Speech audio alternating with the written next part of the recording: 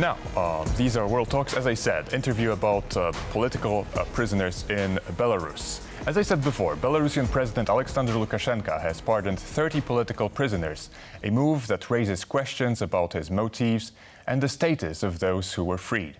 The pardons come amid international scrutiny of Belarus's human rights record and ongoing political repression. While some suggest these actions are aimed at easing diplomatic pressure, others see it as a calculated move to maintain control. Joining us now on TVP World to discuss who was released and the possible reasons behind this is Anatol Kotau from the Forum of Democratic Forces of Belarus. Hello, sir. Good morning to you. Good morning. Good morning. So please tell me, what do we know about these people who were freed by Alexander Lukashenko?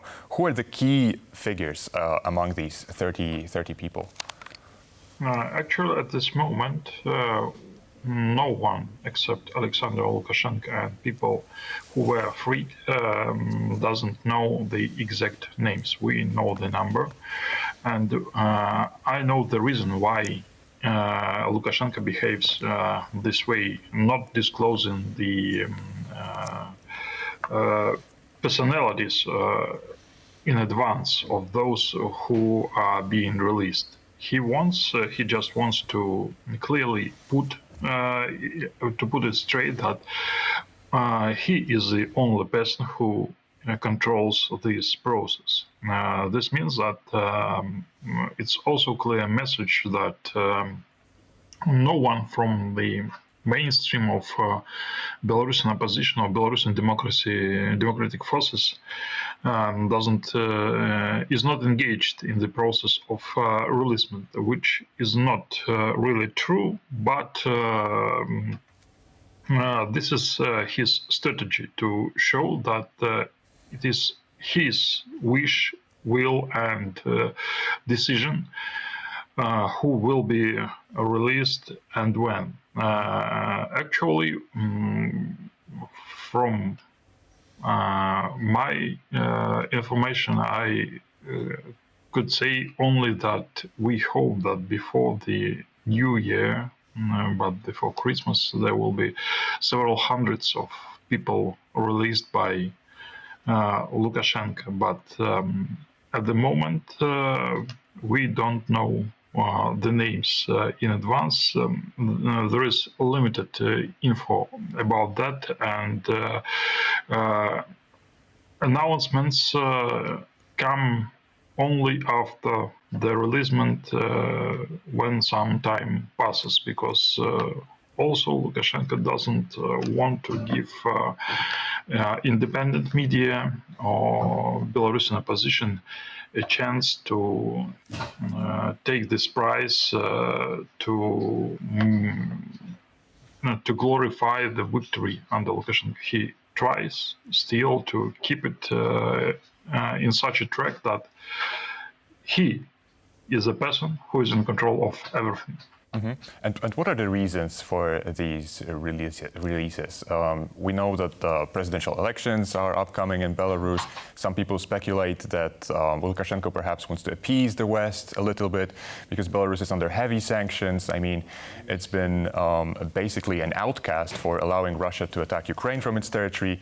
Why Lukashenko decides to do something like this now? And as you say, it can even progress to something bigger over time?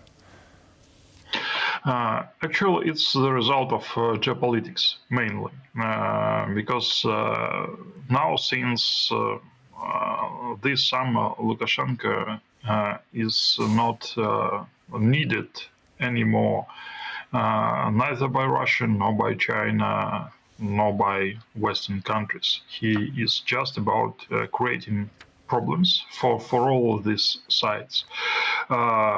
His main source of legitimacy, if we can say so, or support, was always Russia. And Russia, until now, has not, I would say, outlined its stance on upcoming so-called election, upcoming re-election of Lukashenko. This means that he has no clear support from Russian side. This pushes him to make some deal either with West, either with China. But here it's paradox. China and Western countries, European Union mainly, they have the joint interest or common interest right now, and it's about economics, it's about trade, it's about railway transit via Belarus. And here Lukashenko is not welcomed by neither of these parties. For example, the stance of European Union and the Western allies is quite clear that Lukashenko is not recognized as president of Belarus. And the stance of China could be speculated, for example, from the fact that Chinese leader Xi Jinping did not congratulate Lukashenko with his 70th anniversary a couple of weeks ago. So,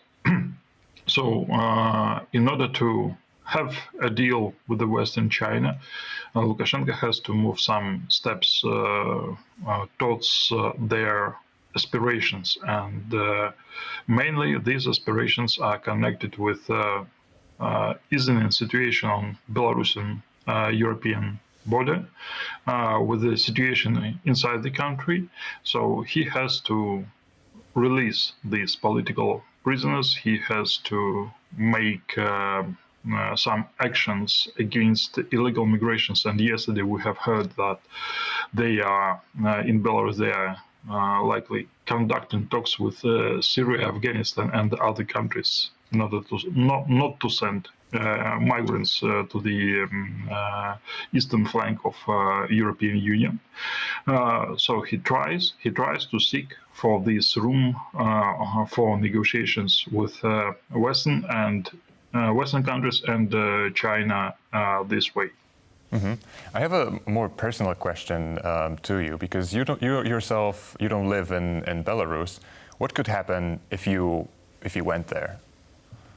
Actually, the answer is clear. I've been sentenced for 12 years in absentia. So just next moment I'm crossing the border, I will be immediately taken to prison. Mm-hmm. And what are the reasons? What are the official reasons given by the regime, and what do you think is the real reason behind it? Actually, it's also the straightforward question and straightforward answer. Vesna recognized me also a political prisoner in absentia, so I was sentenced just for political reasons. The articles are something like attempt to overthrow the power, to the participation in conspiracy, and something like this. So, 4 political articles. Mm-hmm. Okay, I also know that you are a former secretary of the Belarusian Olympic Committee. And I have a sports-related question to you, because I was surprised to see that in the upcoming European Championships, the UEFA Conference League, Legia Warsaw will be playing against Dynamo Minsk. I was very surprised to see it, because Russia and Belarus are excluded from all the international competitions, and suddenly we see a Belarusian club competing in European Championships. What's happening there? Did we miss something?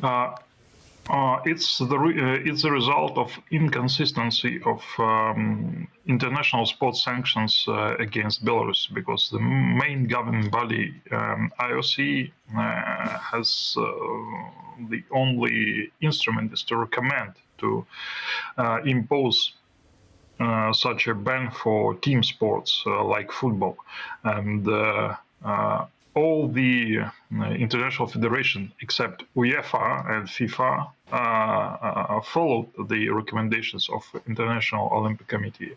UEFA and FIFA, they have taken their own decisions, and Belarusian teams are still playing.